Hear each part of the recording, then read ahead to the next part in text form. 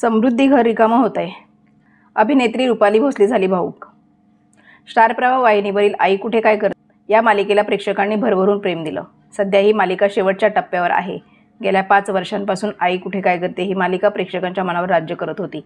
आता मालिकेचे निरोपाचे भागही समोर आले आहेत. दरम्यान ही मालिका आणि त्याच्यातील पात्रे कायम प्रेक्षकांच्या लक्षात राहतील. अशातच मालिकेतील संजना म्हणजे अभिनेत्री रुपाली भोसले हिने मालिकेत खलनायिकेचं पात्र उत्तमरित्या साकारलं. संजना म्हणून तिच्या हातांमध्ये लोकप्रिय झाली. या मालिकेमुळे अभिनेत्रीचा मोठा चाहता वर्ग निर्माण झालेला आहे. 30 नोव्हेंबरला या मालिकेचा शेवटचा भाग प्रसारित होणार आहे.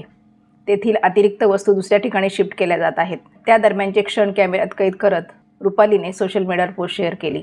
त्यात कॅप्शन तिने लिहिलंय, समृद्धी घर खाली होतंय. हे लिहित असताना अभिनेत्री रुपाली भावूक झाल्याचं पाहायला मिळतं. आई कुठे काय करते ही मालिका छोट्या पडद्यावरील लोकप्रिय मालिका होती. ही मालिका लवकरच बंद होणार असल्याची माहिती कळताच प्रेक्षक देखील नाराज झालेले आहेत. 5 वर्षांच्या या प्रवासात देशमुख कुटुंबातील प्रत्येक व्यक्ती प्रेक्षकांच्या कुटुंबाचा भाग झाली. प्रेक्षकांनी देशमुख कुटुंबातले सुखाचे क्षण आपले म्हणून आनंद व्यक्त केला, तर संघर्षाच्या काळात काळजीरूपी साथ देखील दिली. प्रेक्षकांच्या प्रेमामुळे आई कुठे काय करते ही मालिका प्रेक्षकांच्या घरातच नाही तर मनामनात पोहोचली. पण ज्याची सुरुवात होते त्याचा शेवटही ठरलेला असतो. भरभरून प्रेम मिळाल्यानंतर आता ही मालिका प्रेक्षकांचा निरोप घेणार आहे. प्रेक्षकांप्रमाणे कलाकारांना ही मालिकेची सांगता होते याची हुरहुर लागली आहे. अरुंधतीचं पात्र साकारणारी मधुराणी या निमित्ताने आपल्या भावनांना वाट मोकळी करून दिली. मधुराणी म्हणते, मालिका सुरू झाली तेव्हा खरंच असं वाटलं नाही की हा प्रवास इतका मोठा आणि सुखकारक असेल. 5 वर्ष चालणाऱ्या आणि प्रेक्षकांचं इतकं प्रेम मिळालेल्या प्रोजेक्टचा भाग होणार आहोत याची कल्पनाच नव्हती. ही 5 वर्षे कशी गेली कळलंच नाही. महिन्याचे 20 ते 22 दिवस आम्ही शूट करायचो. बराचसा वेळ हा सेटवर जायचा. अरुंधतीला प्रत्येकासोबत खूप जीवाभावाचे सीन्स करायला मिळाले.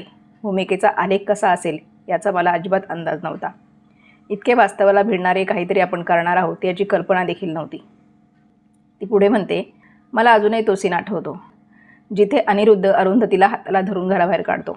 तो म्हणतो की तू नको आहेस, मला तुझ्या हातांना मसाल्याचा वास येतो. हे ऐकून अरुंधतीला धक्का बसतो आणि तिला पहिला पॅनिक अटॅक येतो. असा एखादा सीन मालिकेच्या सुरुवातीलाच करायला मिळणं हे मी माझं भाग्य समजते. हा आणि असे सीन कायमच लक्षात राहतील. काही दिवसानंतर हे क्षण पुन्हा जगता येणार नाहीत याची हुरहुर आहे. अरुंधती या पात्राचे इतके वेगवेगळे पदर साकारले आहेत की खरंच सांगताना भावविवश व्हायला होतंय. प्रेक्षक येऊन भेटतात, डोळ्यात पाणी येतं. कुठेतरी स्वतःला पाहत असतात अरुंधतीमध्ये. प्रत्येक स्त्रीचा आरसा असणारं पात्र या मालिकेच्या माध्यमातून साकारायला मिळालं यासाठी मी स्वतःला भाग्यवान समजते. मालिकेच्या सहकलाकारांबरोबर निर्माण झालेला बंध आणि एक चांगली भूमिका निभावल्याचं समाधान चिरकाल लक्षात राहील. स्टार प्रवाह director, cut production house, Namita Nadkarni आणि दिग्दर्शक रवींद्र करमरकर यांचे मनपूर्वक आभार. त्यामुळे अरुंधती इतकी लोकप्रिय झाली. प्रेक्षकांना इतकंच सांगेन की आईला भरभरून प्रेम दिलं, कष्टांना उचलून धरलं. मालिका जरी संपली असली तरी अरुंधती माझ्यासोबत कायम असणार आहे. तुमचं प्रेम आणि अरुंधतीच्या आठवणी घेऊन इथून पुढची वाटचाल करणार आहे, अशी भावना मधुराणीने व्यक्त केली. अनिरुद्धची बहीण आई कुठे काय करते मालिकेतील विशाखाची भूमिका साकारणारी अभिनेत्री पूनम चांदोरकरने तिच्या भावना व्यक्त केल्या. पूनमने मालिकेच्या सेटवरचा फोटो पोस्ट करून लिहिलं की विशाखा, लव यू, काळजी घे. 5 वर्ष सुरू असलेला हा प्रवास काल पूर्ण झाला. थांबला नाही म्हणणार. इथून पुढे आता दुसऱ्या प्रवासाची सुरुवात होईल. पूनम पुढे लिहिते, जिची कुठेही शाखा नाही अशी विशाखा, असं गमतीमध्ये रवी सर आप्पा किशोर महाबोलेंना म्हणायचे. आई कुठे काय करते काल शूटिंगचा शेवटचा दिवस होता. रात्री गणपती बाप्पा मोरया असे जेव्हा रवी सर बोलले तेव्हा पहिल्यांदा काहीतरी खोलवर जाणवलं. ही पॅकअपची घाई, हा आवाज, ही वस्तू, स्क्रिप्ट, क्लोजसाठी मेकअप, टचअप करून रेडी होणं, कॉस्ट्यूम, तयारी आणि बरंच काही काल समृद्धी बंगल्यामध्ये थांबलं. आणि मग पहिला दिवस ते आजचा दिवस सगळं डोळ्यासमोरून येऊन गेलं. या मालिकेने समृद्धीने कलाकार म्हणून, माणूस म्हणून खूप समृद्ध केलं.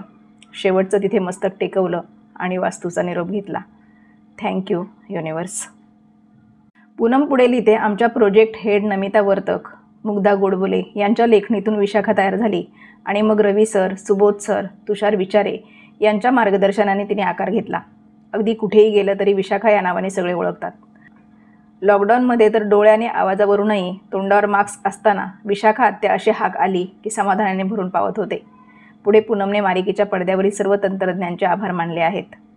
पूनम शेवटी लिहिते, प्रत्येक डिपार्टमेंटचे तसेच सर्व कलाकारांचे मी मनापासून आभार मानते. ज्यांनी मला या सर्व प्रवासात सांभाळून घेतलं आणि कांगोरे असलेले आई कुठे काय करते हे नेहमी मनाच्या कोपऱ्यात अढळ स्थानावर राहील. या सगळ्यात विशाखा कॅरेक्टरवर भरभरून प्रेम करणारे प्रेक्षक तुम्हा सगळ्यांचे मनापासून आभार. असंच प्रेम करत राहा, तुमचा आशीर्वाद असू द्या. अशा प्रकारे पूनमने भाऊक पोस्ट लिहित भावना व्यक्त केल्या.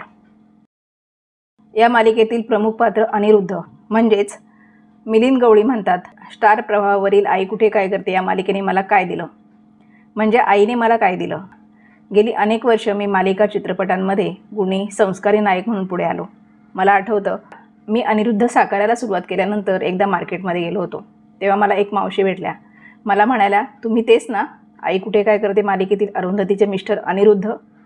मी हो म्हटलं आणि त्या मावशींनी मला शिव्यांची लाखोली वाहिली. आत्तापर्यंत नट म्हणून माझ्यासाठी हा खूप मोठा पुरस्कार होता.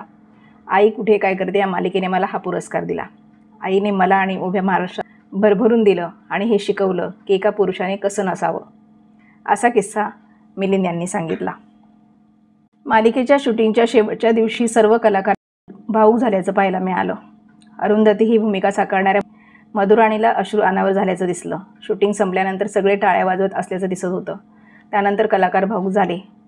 अरुंधती, ईशा आणि अभिषेकला मिठी मारून रडत असल्याचं दिसलं. आई कुठे काय करते या मालिकेचा शेवटचा भाग 30 नोव्हेंबरला प्रसारित होईल.